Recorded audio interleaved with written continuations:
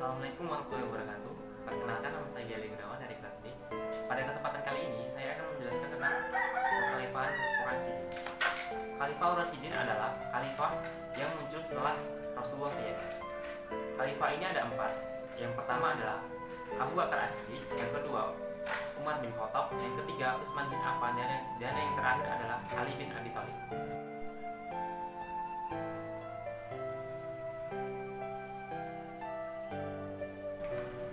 Kita memasuki untuk khalifah yang pertama. Khalifah yang pertama adalah Abu Bakar As-Siddiq.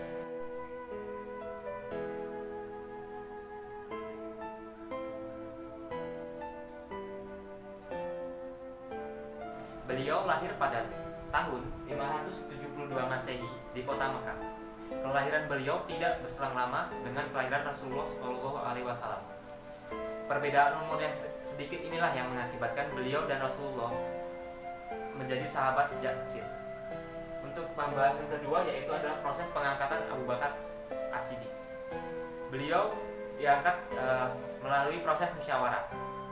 Terjadi perdebatan antara kaum Muhajirin dan kaum Ansor yang mendebatkan calon khalifah untuk menjadi pemimpin selanjutnya.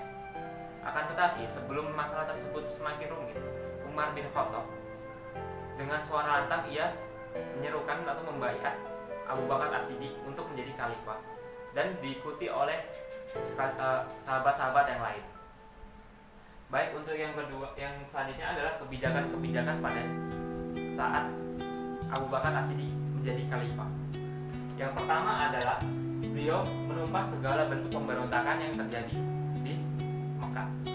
Yang kedua adalah beliau membagikan hasil rampasan perang untuk semua orang yang kekurangan. Lalu beliau juga memperluas wilayah sampai ke negeri Syam, Persia, dan Palestina.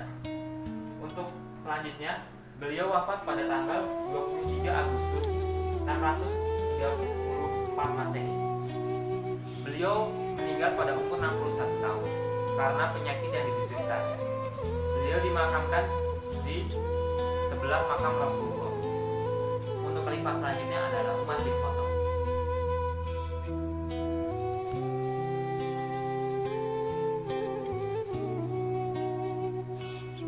Umar bin Khattab lahir pada tahun 584 Masehi. Beliau adalah salah satu orang yang disegani di kota Mekah. Sebelum masuk Islam, beliau sangat menyukai alkohol.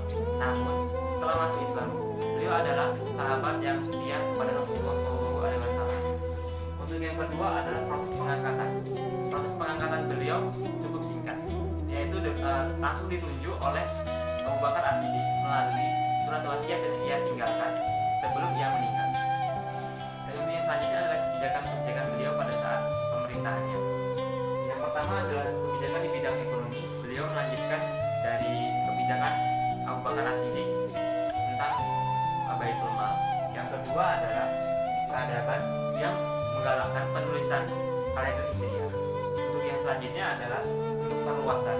Pada zaman kekhalifahan beliau, perluasan agama Islam mencakup hampir seluruh kota Mesir.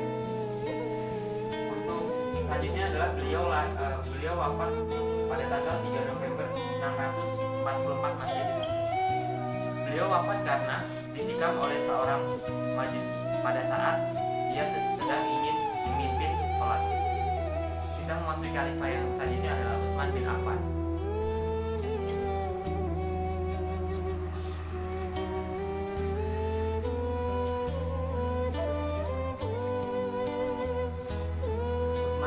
Lahir pada tahun 574 Masehi. Beliau merupakan keluarga besar dari Bani Umayyah yang masuk Islam karena dekat dengan Abu Bakar As-Siddiq. Pada proses pengangkatan beliau melalui musyawarah dengan membentuk Dewan Syuro. Pada saat musyawarah, beliau mendapatkan suara terbanyak sehingga dapat menjadi khalifah selanjutnya. Baik, untuk selanjutnya adalah kebijakan-kebijakan yang dilakukan oleh Utsman bin Affan. Yang pertama, pada kebijakan ekonomi, beliau melanjutkan kebijakan yang dilakukan oleh khalifah sebelumnya, Abu Bakar Umar bin Khattab. Untuk yang kedua, pada bidang peradaban, beliau melakukan sentralisasi pembacaan Al-Quran agar tidak ada perselisihan antar umat. Untuk yang selanjutnya adalah pengangkatan pejabat negara. Lalu yang terakhir adalah pembangunan fisik, baik berupa masjid, gedung, ataupun sarana prasarana lainnya. Selanjutnya beliau wafat pada 17 Juni 656 Masehi. Beliau wafat karena ada pemberontak yang masuk ke rumahnya dan memukul kepala beliau hingga meninggal. Kita memasuki khalifah yang terakhir. Khalifah terakhir adalah Ali bin Abi Thalib.